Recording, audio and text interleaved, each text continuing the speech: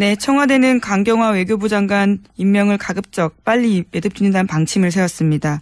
오는 29일 한미 정상회담과 다음 달 초 G20 정상회담 준비 때문에 외교부 장관 부재를 더 이상 방치할 수 없다라는 건데요. 이번 주 일요일 임명이 유력합니다. 지명 처리를 요구하고 있는 야3당은 강경화 후보자 임명까지 밀어붙이는 건 용납할 수 없다면서 반발하고 있습니다. 특히 자유한국당은 국회 일정을 전면 거부하겠다 이렇게 경고하고 있습니다. 네, 이것도 잘 못 싸우는 거예요. 지금 후보 한 명 임명했잖아요. 두 번째 임명까지 밀어붙인 건 용납할 수 없다. 그런데 저는 언론이 이럴 때 보도하는 스탠스도 좀 문제가 있다고 생각하는 게 이걸 임명 강행이라고 잡아서 보도하는 게 현재 프레임인데 강행이라고 하면 안 되는 거예요. 왜 안 되냐? 제 생각입니다. 강행이라는 건 해서는 안 되는 일을 하는 거죠. 절차에 어긋났거나. 그런데 지금 강경화 후보를 장관에 임명하는 건 절차적으로나 법적으로는 어떤 하자도 없어요. 대통령이 가진 정당한 인사권을 행사하는 겁니다. 만약에 김희수 헌재 소장 후보 같이 표결에 붙여야 하는데 붙이지 않고 절차를 뛰어넘었다. 이건 강행이죠. 그건 초법적인 상황인 거죠. 그건 안 되는 거죠. 근데 이게 아니잖아요. 대통령이 국회에 이 사람 어떤가요? 하고 대중 눈높이에서 검증을 요청하고 청문회라는 게 그런 거잖아요. 국회는 이 사람 정도면 괜찮다. 아니면 이 사람 문제 있다. 하고 의견 제시를 하죠. 근데 장관의 경우에는 거기까지가 국회의 권한이에요. 그 이상의 권한은 법적으로 정해진 게 전혀 없어요. 그다음부터는 대통령 임명하면 되는 겁니다. 지금까지도 그래왔었고요. 네. 네, 전 정부에서도. 그래서 그동안 보고서 채택이 안 돼도 임명을 해버린 거죠. 인사청문회가 도입된 이후에 그럼에도 불구하고 낙마한 경우는 그 인사에 대해서 워낙 여론이 안 좋다. 부정적 여론이 60% 이상, 70% 이상 되고 찬성이 10%밖에 안 된다. 그런 경우에 여태 딱 3명이 낙마했어요. 그러니까 법적으로는 대통령 인사권이지만 야당이 이렇게 문제 지적을 하는데 여론이 거기에 동조하는 거죠. 이 사람은 정말 문제가 있네. 그러면 그런 여론 때문에 대통령이 처리한 케이스 딱 3번 있었던 거예요. 그것도 법적으로는 안 해도 되는데 국민 여론을 그렇게까지 거스르면서 이제 임명을 하면 대통령 자신의 지지율이 떨어지거든요. 그래서 국정 동력도 상실되니까 그래도 임명해 버리는 경우도 많이 있었지만 딱 3명 낙마했는데 이번엔 여론도 60% 이상이 임명을 찬성합니다. 그럼 이 상황에서는 거꾸로 국회가 억지를 부르는 거예요. 대통령의 정당한 인사권 행사를 하려고 하는데 여론도 그걸 지지하고 있는데 그걸 못하게 하는 거죠. 파국이라며. 그런데 이 상황에서 임명하는 게 어떻게 강행입니까? 강행이라고 그 프레임을 잡으면 안 되는 거고요. 현 정부를 상대로 야당이 여론조사에서 진 거예요. 그럼 대통령의 합법적, 절차적 문제없는 임명권을 인정해야 하는 겁니다. 네. 이걸 강행이라고 하면 안 되는 겁니다. 제가 보기에는 그래요. 이게 습관적으로 야당이 반대하면 강행이라고 하는데 뭐가 강행이죠? 야당이 잘 못 싸운다고 저는 봅니다. 계속해서. 네. 여론조사에서 지고 있고 여론조사에서 지고 있는 이유를 잘 모르는 것 같아요. 자, 다음 뉴스는요. 네, 어제는 전현직 인권대사 등 10명이 강경화 외교부 장관 후보자에 대한 지지 성명 발표했습니다. 이들은 성명에서 강 후보자는 유엔 사무총장들과 함께 유엔의 정책 전반을 다룬 경험을 지닌 유일무이한 한국의 대표적 외교 전문가다라면서 지지 이유를 밝혔는데요. 이번 성명에는 초대 인권대사를 지낸 박경서 동국대 석좌교수, 또 이석태 전 인권대사, 이정훈 현 북한 인권대사 등 10명이 참석했습니다. 저는 강경화 후보를 참 이상한 케이스라고 봐요. 이례적이고. 유엔 인권대사들이 이제는 다시 지성명한 거잖아요. 외교부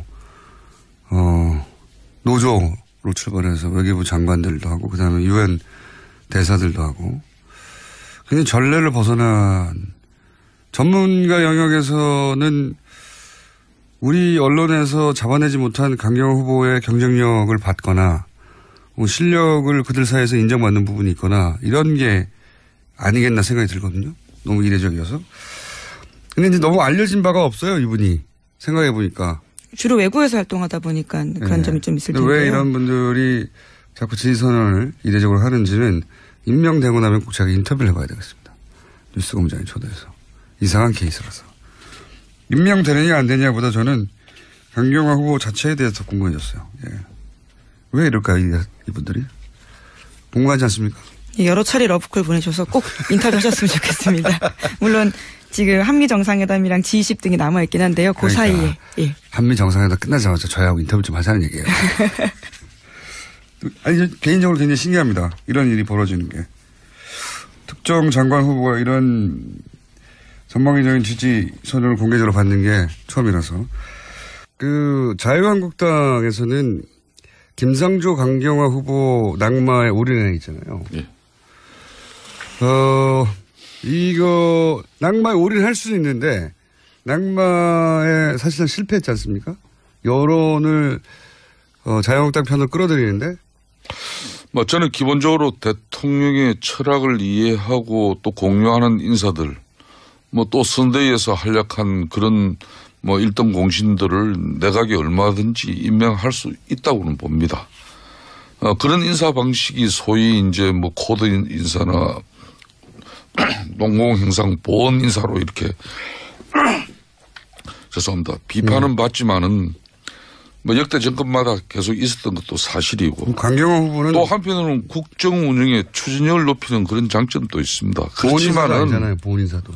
강경화 후보. 그러니까 이 도덕적 흥결은 또 차원이 다른 문제예요. 네. 고위공직자의 도덕성은 국가의 명예하고도 이게 직결되고 또 혹시라도 발생할지 모르는 그런 비행위는 국민의 피해로 귀결됩니다. 그렇기 때문에 지난 정부 이야기를 꺼낸 것은 저도 별로 유쾌하지는 않습니다만은 지난 정부 초대 공정거래위원장으로 지명됐던 그 한만수 후보자 같은 경우는 세금 탈루 의혹과 대기업 변호 의혹 이 두 가지만으로 낙마를 했어요. 거기에 비하면은 김상조 후보는 의혹마도 드러난 의혹마도 7가지예요. 이 7가지 의혹 모두가 역대 어느 정권에서라도 낙마 사유에 해당하고 있습니다. 그렇지만은 이제 이분이 또 걸어온 길이 있고 또 우리 사회에 또 경제 정의와 또 사회적 불평등과 차별을 없애기 위한 그런 역할과 노력들이 그 흔적들이 있기 때문에 그나마 했다고 보는 건데 이런 일이 계속 이어져서는 안 되죠. 자, 안민석 의원님. 제가 볼 때는 이 인사의 발목을 잡으면서 국정공백의 연장을 위해서 몸부림치는 게 보수 정당의 절박한 내부 사정이 있다고 저는 보고 있어요. 어떤 사정이라고 보시나요? 왜냐하면은 이 적폐청산위원회에 대한 두려움 때문일 거라고 저는 봅니다. 왜냐하면은 이 인사가 마무리되면은 다음 국면은 이제 적폐청산이 본격화 되지 않겠습니까? 대통령의 공약인 적폐청산위원회가 만들어지고 따라서 MB 4대강 비리 파헤쳐지고 최순실 재산 몰수 이런 부정부패 척결에 피바람이 몰아치는 것이 두려운 것이죠. 왜냐하면은 자유한국당이나 바른정당이든 대부분 친박과 MB 쪽 의원들이지 않습니까? 따라서 적폐청산위원회 반드시 반대할 것이고요. 아마 최소한 개혁의 동력이 떨어지는 시점까지 이 적폐청산위원회 구성을 최대한 늦추도록 해서 적폐청산을 무력화시키고자 할 거 아니겠습니까? 왜냐하면 자칫하면 MB가 구속될 수도 있고 최순실 재산이 몽딱 환수당할 판인데 적폐청산위원회 동의하지 않겠죠. 따라서 이 인사 정국을 최대로 길게 끌어가려는 그런 의도가 있다고 봅니다. 보수 정치인들은 부정부패 이런 과거 그냥 놔두고 앞으로 잘하자는 그런 주장인데요. 동의할 수 없고요. 어제의 범죄를 용서하는 것은 내일의 범죄에 용기를 주는 것이죠. 그건 의원님 말이 아니고 정치인들은 까미의 말이지만요. 네. 이 반성하지 않은 범죄자들을 용서하려고 국민들이 그 엄동설 안에 촛불을 들었겠습니까? 아직도 국민들이 무서운가 봅니다. 그러시면 안 되죠. 이렇게 이유를 분석했는데 어떻게 보세요? 제가 다른 안민석 의원의 주장이나 또 문제 제기에 대해서는 상당한 부분 공감도 하고 또 반박도 합니다만은 조금 전에 그런 방식은 논리 비약이죠. 아무리 지금 이제 집권 여당이 되었다고 해서 안민석 의원마저도 그런 식으로 이렇게 옹호하는 것은 저는 맞지 않다고 봐요. 문재인 정권이 역대 어느 정권보다도 도덕성을 내세운 만큼 그에 상응하는 엄격한 잣대를 감내해야 하는 것이 이 문재인 정권의 숙명이에요. 문재인 대통령이 그렇게 호언장담했던 이 공직 배제 5대 원칙이 아무리 선거 과정에 한낱 선거 구호로 거쳤다고 볼 수 있지만은 대통령이나 집권 여당이 흠결 넘는 사람은 없다. 또 전 정부보다는 낫다. 비교할 걸 가지고 해야지. 비교할 게 없어서 전 정부 인사보다 낫다는 식의 그런 식으로 변명을 일관해서는 안 되는 것이죠. 그래서 또 임명을 원하는 여론이 높다. 이런 식으로 지금 여론을 몰고 가는 것은 대의민주주의 체제에서는 국회는 국민 뜻을 모으고 또 그 뜻을 받드는 것이 마땅한 거예요. 뜻을 못 받지 않습니까? 여론이 안 모인다. 그렇기 때문에 국민을 대신해서 부적격 공직자를 갖다 걸려내는 것도 이게 헌법과 법률에 정한 국회의 책무예요. 지금 그런데 제가 좀 더 언급하면은 이 대통령 정치를 통해서 지금 문재인 대통령 정권 초기에 지금 정말 잘하고 있어요. 이렇기 때문에 이 대통령이 의회를 통하지 아니하고 또 대중과 직접 소통하는 이런 정치 행태는 민중주의 그런 포퓰리즘의 전형적인 행태로 갈 수 있습니다. 그렇기 때문에 이게 여차 잘못하면은 그냥 국회 인사청문회 제도는 이거는 참고 사항이고 뭐 임명권을 가진 대통령이 임명하면 그만이다 방식이라면은 역대 정권과 문재인 정권이 하나도 다를 게 없어진 겁니다. 그런 측면에서 저는 좀 심사숙고해 주시고. 김성태 의원님. 예. 아직도 국민들이 우스우시죠? 국민들은 인사청문회 인사 이거 빨리 국면 마무리하고 국정 안정 찾아서 빨리 그 하루속히 적폐청산 이거 해서 부정부패 척결하는 이 과거 청산하고 그래서 새로운 나라, 새로운 미래 가자는 거거든요. 이 국민들의 목소리를 외면하면은 국민들이 또다시 화병 도져가지고 촛불 들고 광장으로 나갈 수도 있어요. 국민들을 우습게 아시면 안 돼요. 근데 이제 김성태 의원님은 이게, 장관들을 임명할 때 인사청문을 하는 이유는 국회 의견을 단순히 참가하는 게 아니라 보다 무겁게 받아들여라. 이게 정신이다. 이렇게 주장하시는 거거든요. 가령 김상조 위원장 지금 반대하지 않았습니까? 이분을 반대하는 것은 경제민주화 재벌개혁 반대하는 것이거든요. 이분을 통해서 대한민국이 재벌을 새롭게 거듭나게 하려는 그런 취지인데 이런저런 이유로 발목 잡으면서 국민들에게 마치 반대를 위한 반대. 저 보수 정당들은 국정공백 이 책임이 있지 않습니까? 최순실 국정농단으로 해서 생긴 이 국정공백에 오히려 연장을 위해서 몸부림치구나.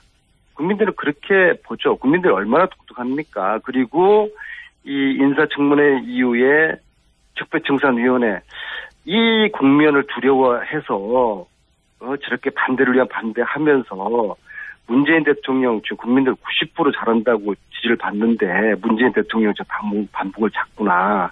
지금은 여야가 함께 힘을 모아가지고 과거에 대한 적폐를 청산하는 이 일을 빨리 지금 서둘러야 되는 거죠. 바람 불 때 연날려야 되는 거죠.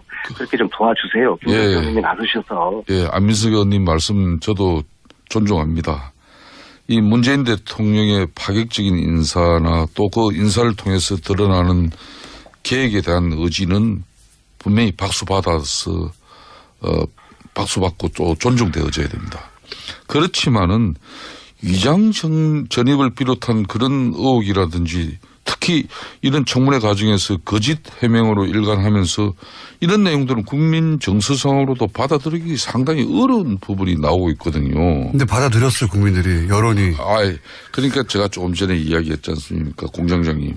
국민 여론 물론 중요합니다. 그렇지만은 헌법과 법률이 보장되어 있는 그런 이 청문회 과정, 이 절차를 또 우습게 받아 넘기는 그것도 더 큰 문제가 되는 거예요. 절차를 받아들였죠, 다. 절차를 받아들이고 나서 국민 여론이 괜찮다고 여론조사상으로는 판정을 내렸잖아요. 그러면 야당도 동의하지는 않지만 국민 여론이 그렇다면 대통령이 합법적인 인사권을 행사하는 것에서 더 이상 할 수 있는 게 없지 않습니까? 그러니까 공영님 대통령께서 국민 여론과 지지가 지금 높습니다. 그렇기 때문에 이 대통령 정치를 통해서 정권이 직접 전국의 이니시티브를 주도하면서 특히 막 이런 국회 헌법에서 보장된 이런 청문회 그러니까 공직자들 이런 검증제도 이 자체를 갖다 우습게 여겨버리면은 큰 할을 부르는 거예요. 박근혜 정권이 왜 처음부터 이게 불통 국민들과 소통하지 않는 저항적 권력을 행사했기 때문에 결론은 국민들로부터 벌어진 거예요. 조금 전에 김성태 의원님께서 위장전입 말씀하셨는데요. 네. 최근에 우리 여야 의원들 한 10분 정도가 모여서 뭐 수다 아닌 수다 뜨는 그런 자리가 있었는데요. 딱 한 사람만 빼놓고 전부 다 위장전입들 다 했다고 그러더라고요. 뭐가 머무든 게 나무른다고. 자, 안민석 의원님. 자, 요 부분은 정확하게 합시다. 이 방송 이후에 뭐 어떤 형식으로 뭐 신상을 털기 좋습니다만은 뭐 저는 그렇습니다. 저는 두 자식 키우면서 딸의 우리 지역에서 내가 한 번도 위장 전입한 사실이 없어요. 그러니까 10명의 의원들을 모아가지고 한 명만 제외하고 그 의원이 누군지 모르지만 9명의 의원들이 그럼 다 자식들 키우면서 위장 전입하고 그걸 대부분 다 여러 가지 이런저런 이유는 틀렸지만은 이런저런 이유로 해가지고 위장 전입을 대부분 다 했어요. 그건 의원들만 아니라 많은 국민들이 그렇게 하는데요. 왜 했느냐가 문제죠. 왜 했는지를 그걸 문제를 삼아서 이것은 좀 케이스 바이 케이스로 따져봐야 될 문제고요. 어쨌거나 아니 물론 이제 하자가 있는 후보는 당연히 검증되고 걸러져야죠. 그런데 안민석 의원님 저 북만산청에 한번 가보세요. 북만산청에 가면 이유 없는 죽음이 단 하나라도 있는가 한번 보세요. 다 이유 있는 죽음이죠. 예? 근데 이 지금 역대 그러면 30명의 장관이나 총리 후보자들이 이 낙마한 것은 다 이런저런 이유예요. 30명이 낙마하지 않고 3명이 낙마했습니다. 아닙니다. 역대 보면요. 예. 역대 이 낙마한 그러니까 MB 정권부터 해가지고 쭉 역대 정권들이 2000년 이후에 인사청문회에서 낙마한 고위 공직자이 30명이에요. 3명입니다. 아닙니다. 2000년 이후 인사청문회 나온 30명이 부동산 투기 14건, 위장전입 8건, 세금 탈루 8건, 논문 표절 5건, 경력 논란 3건 이렇게 해서 30건이에요. 그런데 공장장은 어디서 보시고 3건이라고 그래요.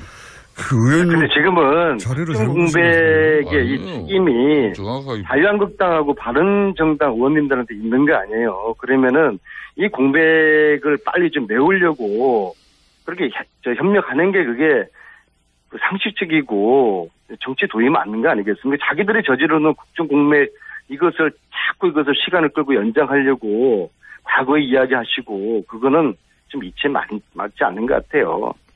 김성태 의원님이 그쪽 의원님들 잘 좀 설득하세요. 네, 저도 안 의원님 국민의 눈높이에서 공직자를 검증하고 또 정부 여당의 독주를 견제 비판하는 것은 야당이 마땅히 해야 할 일입니다. 그렇지만은 저 개인적으로도 며칠 전에 대통령께서 국회를 찾아오셔가지고 추경의 필요성에 대해서 대국회 대국민 호소를 했어요. 막 그런 대통령 시정연설 때 뭐 이렇게 피켓 시위 같은 행위 이런 부분은 사실상 피켓 시위 원조는 민주당 아닙니까? 그런 구태한 전유물을 또 지금 야당이 됐다고 해가지고 그런 방식을 써야 되느냐 이런 부분은 이제 국민들이 공감할 수 있는 그런 새로운 방식을 찾아야 된다 이렇게 생각합니다. 저는 그런 대통령이 국회까지 오셔서 설득 직접 하시고 또 그저께 상임위원장들 청와대 초대해서 이렇게 부탁하고 설득하셨으면은 더 이상 대통령이 뭘 어떻게 하란 말입니까? 이거는 정말 발목 잡기 그 이상 그 이하도 아닌 것이죠. 그래서 빨리 이거 인사 매듭 짓고 부정부패 이 척결하는데 적폐청산 국면으로 넘어가야 되지 않겠습니까? 그러니까 우리 솔직히 이렇게 말씀하시면 좋겠어요. 이명박 대통령 비리 수사하는 거 이거 두려워서 그런 거 아닙니까? 좋습니다. 앞으로 적폐청산을 위해서 문재인 정권에서 어떠한 행위를 하더라도 정의롭고 공정한 세상을 위해서 할 일 해야 됩니다. 그런 측면에서 지금 안경환 법무장관 후보자도 한번 보십시다. 그런 적폐청산과 사회정의를 바로 세워야 될 법무부 장관이 예? 술자리에는 반드시 여성이 있어야 하며 없으면 장모라도 곁에 있어야 한다. 젊은 여자는 뭐 중간에 제가 생략하겠습니다만은 당당하게 매춘으로 살 수 있다. 뭐 이런 식의 아니 그 책 중에서 몇 줄 가지고 내용을 담은 이런 책 제목이 장관을 갖다 무슨 또 아무리 지금 현재 아니 김정치 의원님 그 책 지금 시급하고 말씀하신 그 책 제목이 뭔지 아세요? 그 책 제목이 뭔지 아세요? 읽거나 보셨어요? 읽어봤습니다. 상당한 부분. 그 책 제목이 뭡니까? 예? 남자란 무엇인가? 남자는 무엇으로 책 세상을 전체를 사는가 읽어보면은 아닙니까? 지금 말씀하신 거는 아주 한 줄 한 줄만 떼어가지고 앞뒤 문맥은 생략하고 그게 말도 안 되는 그런 비방을 하고 있고요. 제가 안경환 그분을 사실은 몇 년 전에 서울교육감 보궐선거 나오시라고 출마 근유 드리느라고 제가 만나 뵌 적이 있는데요. 저는 그분에 대해서 참 상대를 배려하고 예의를 갖춘 아주 꿋꿋한 선비, 그리고 권력에 대한 사심이 없는 분, 참 이러한 대한민국에 이런 학자가 있었구나. 참 인품도 훌륭하시고요. 그런 분 정도면 저는 대한민국 법무부 장관으로서 이 정치검찰을 국민검찰로 만드는 그런 분으로 저는 최적격자로 보거든요. 이런 분 말고 다른 분을 한번 추천 한번 해보세요. 안민석 의원님 말씀 대체로 존중합니다만은 지금 이 안경환 법무장관 후보자나 조대엽 진 장관 후보자 같은 경우에는 사실상 문재인 대통령의 공식 팬카페인 문펜에서도 예? 이분들 전력에 대해서 부정적인 글이 많이 올라오고 있는 실정입니다. 그렇기 때문에 지금 안민석 의원님 말씀처럼 정말 앞으로 법무부 장관 같은 경우, 고용노동부 장관 같은 경우 비정규 문제 해결과 또 우리 사회의 정의를 위해서 얼마나 중요한 부처 장관들입니까? 역대 가장 수준 높은 도덕성을 가져야 될 그런 후보자를 여러분들이 좀 시간은 촉박하더라도 제대로 된 사람을 선택해야지, 이런 분들을 그냥 밀어붙이겠다 그러면은 이게 문재인 정권이 꼭 성공해야 되는 정권이 과연 이게 국민들에게 좋은 평가가 계속 이어지겠냐, 이런 우려를 가지는 거죠. 그리고 국정공백을 빨리 메워야 된다고 생각하세요? 아니면 국정공백을 지금 연장 한번 시켜보겠다는 것입니까? 국정공백을 가져서는 안 되는 것이죠. 네, 그러면 빨리 인사 공백을 빨리 메워줘서 그쪽에서 저질러 놓은 국정공백 정말 양심이 있으면은 앞장서서라도 이거 빨리 메워줘야 되는 거 아닙니까?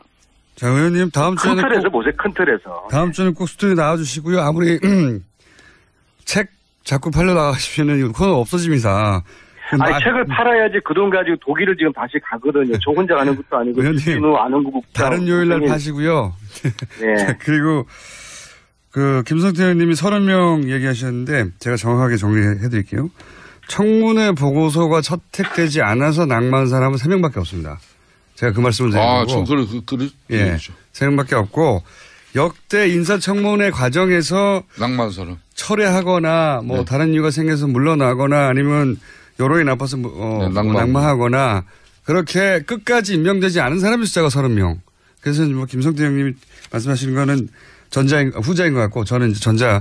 지금은 청문회 보고서가 채택되지 않았는데도 임명하느냐 마느냐를 얘기하지 않습니까? 근데 그 경우에 낙마한 사람은 3명밖에 없었다. 맞습니다. 물론 지금 한미 정상회담이랑 G20 등이 남아있긴 한데요. 그 사이에. 예. 한미 정상회담 끝나자마자 저희하고 인터뷰 좀 하자는 얘기예요. 아니, 개인적으로 굉장히 신기합니다. 이런 일이 벌어지는 게. 특정 장관 후보가 이런 전방위적인 지지 선언을 공개적으로 받는 게 처음이라서. 자유한국당에서는 김상조 강경화 후보 낙마에 올인해 있잖아요. 예. 이거 낙마에 올인할 수는 있는데 낙마에 사실은 실패했지 않습니까? 여론을 자유한국당 편으로 끌어들이는데. 저는 기본적으로 대통령의 철학을 이해하고 또 공유하는 인사들, 또 선대위에서 활약한 그런 일등 공신들을 내각에 얼마든지 임명할 수 있다고는 봅니다. 그런 인사 방식이 소위 이제 코드 인사나 농공행상 보원 인사로 이렇게 죄송합니다. 비판은 받지만은 뭐 역대 정권마다 계속 있었던 것도 사실이고. 강경화 후보는 또 한편으로는 국정 운영의 추진력을 높이는 그런 장점도 있습니다. 보훈인사도 아니잖아요. 보훈인사도. 강경화 후보는. 그러니까 이 도덕적 흥결은 또 차원이 다른 문제예요. 네. 고위공직자의 도덕성은 국가의 명예하고도 이게 직결되고 또 혹시라도 발생할지 모르는 그런 비행위는 국민의 피해로 귀결됩니다. 그렇기 때문에 지난 정부 이야기를 꺼낸 것은 저도 뭐 별로 유쾌하지는 않습니다만은 지난 정부 초대 공정거래위원장으로 지명됐던 그 한만수 후보자 같은 경우는 세금 탈루 의혹과 대기업 변호 의혹 이 두 가지만으로 낙마를 했어요. 뭐 거기에 비하면은 김상조 후보는 뭐 의혹마도 드러난 의혹마도 7가지예요. 이 7가지 의혹 모두가 역대 어느 정권에서라도 낙마 사유에 해당하고 있습니다. 그렇지만은 이제 이분이 또 걸어온 길이 있고 또 우리 사회에 또 경제 정의와 또 사회적 불평등과 차별을 없애기 위한 그런 역할과 노력들이 그 흔적들이 있기 때문에 그나마 뭐 했다고 보는 건데 이런 일이 계속 이어져서는 안 되죠. 자, 안민석 의원님. 제가 볼 때는 이 인사의 발목을 잡으면서 국정공백의 연장을 위해서 몸부림치는 게 보수 정당의 절박한 내부 사정이 있다고 저는 보고 있어요. 어떤 사정이라고 보시나요? 왜냐면은 이 적폐청산위원회에 대한 두려움 때문일 거라고 저는 봅니다. 왜냐하면은 이 인사가 마무리되면은 다음 국면은 이제 적폐청산이 본격화되지 않겠습니까? 대통령의 공약인 적폐청산위원회가 만들어지고 따라서 MB 4대강 비리 파헤쳐지고 최순실 재산 몰수 이런 부정부패 척결에 피바람이 몰아치는 것이 두려운 것이죠. 왜냐하면은 자유한국당이나 바른정당이든 대부분 친박과 MB 쪽 의원들이지 않습니까? 따라서 적폐청산위원회 반드시 반대할 것이고요. 아마 최소한 개혁의 동력이 떨어지는 시점까지 이 적폐청산위원회 괜찮다 아니면 이 사람 문제 있다 하고 의견 제시를 하죠. 근데 장관의 경우에는 거기까지가 국회의 권한이에요. 그 이상의 권한은 법적으로 정해진 게 전혀 없어요. 그다음부터는 대통령 임명하면 되는 겁니다. 지금까지도 그래왔었고요. 네. 네, 전 정부에서도. 그래서 그동안 보고서 채택이 안 돼도 임명을 해버린 거죠. 그 인사청문회가 도입된 이후에 그럼에도 불구하고 낙마한 경우는 그 인사에 대해서 워낙 여론이 안 좋다. 부정적 여론이 60% 이상 70% 이상 되고 찬성이 10%밖에 안 된다. 그런 경우에 여태 딱 3명이 낙마했어요. 그러니까 법적으로는 대통령 인사권이지만 야당이 이렇게 문제 지적을 하는데 여론이 거기에 동조하는 거죠. 아, 이 사람은 정말 문제가 있네. 그러면 그런 여론 때문에 대통령이 처리한 케이스 딱 3번 있었던 거예요.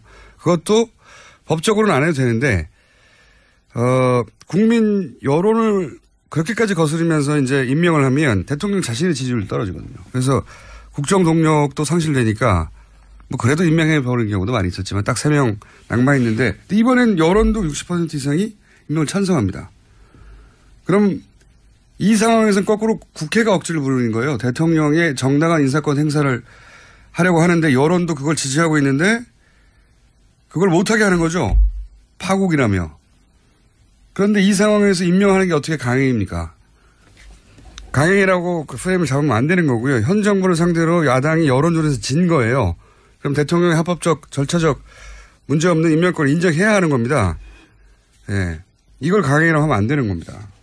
제가 보기에는 그래요. 이게 습관적으로 야당이 반대하면 강행이라고 하는데 뭐가 강행이죠? 야당이 잘 못 싸운다고 저는 봅니다. 계속해서. 예. 여론조사에서 지고 있고 여론조사에서 지고 있는 이유를 잘 모르는 것 같아요. 자, 다음 뉴스는요. 네, 어제는 전현직 인권대사 등 10명이 강경화 외교부 장관 후보자에 대한 지지 성명 발표했습니다. 이들은 성명에서 강 후보자는 유엔 사무총장들과 함께 유엔의 정책 전반을 다룬 경험을 지닌 유일무이한 한국의 대표적 외교 전문가다라면서 지지 이유를 밝혔는데요.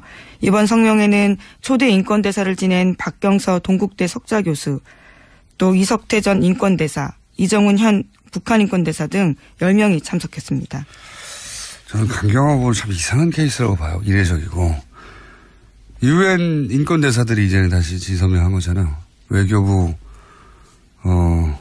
노조로 출발해서 외교부 장관들도 하고 그다음에 UN 대사들도 하고 굉장히 전례를 벗어난 전문가 영역에서는 우리 언론에서 잡아내지 못한 강경화 후보의 경쟁력을 받거나 실력을 그들 사이에서 인정받는 부분이 있거나 이런 게 아니겠나 생각이 들거든요. 너무 이례적이어서.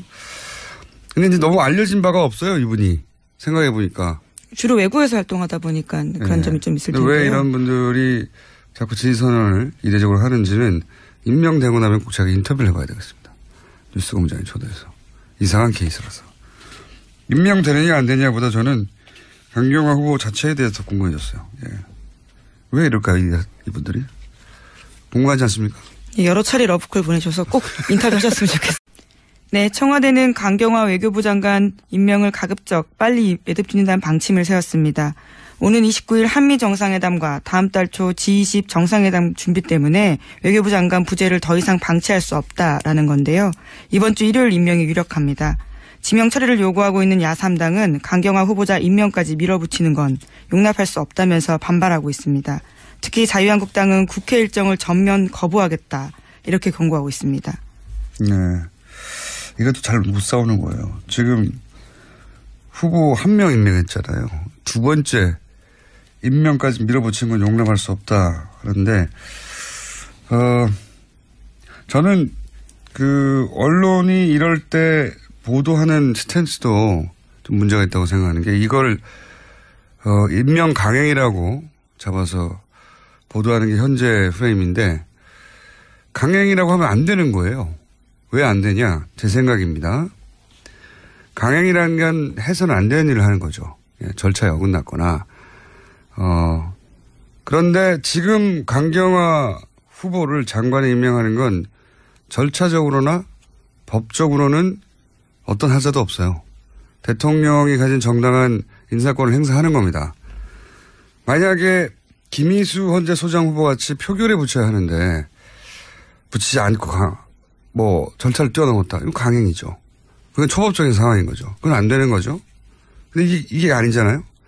대통령이 국회에 이 사람 어떤가요? 하고 대중 눈높이에서 검증을 요청하고 청문회라는 게 그런 거잖아요. 국회는 이 사람 정도면